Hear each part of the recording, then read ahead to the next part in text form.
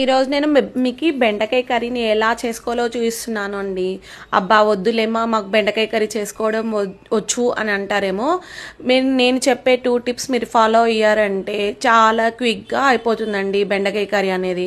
First బెండకాయలని నీట్గా wash చేసుకొని ఇలా నాప్కిన్తో తుడిచిపెట్టుకొని మనం ఒక అరగంట వదిలేసేయాలండి.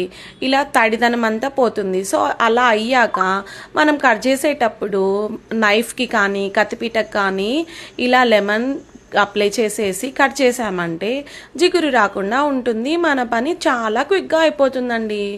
ఇంకా మీకు టైం ఉంది అంటే మధ్యాహ్నం లంచ్లోకి చేస్తున్నాము అంటే కొంచెం 12 o'clock అప్పుడు అలా ఇలా కట్ చేసి పెట్టుకొని ఒక అరగంట ఫ్యాన్ కింద గాలి తగిలేలాగా ఉంచామంటే వాటిలోని జిగురు అంతా పోతుందండి.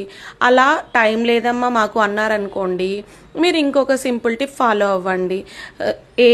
ఆయిల్ ఏమి వేయకుండా పెన్నంలో ఓన్లీ తరిగిన బెండకాయలని వేసేసి ఒక 2-3 minutes ఫ్రై చేసాము అంటే వాటిలోని జిగురంతా పోతుంది.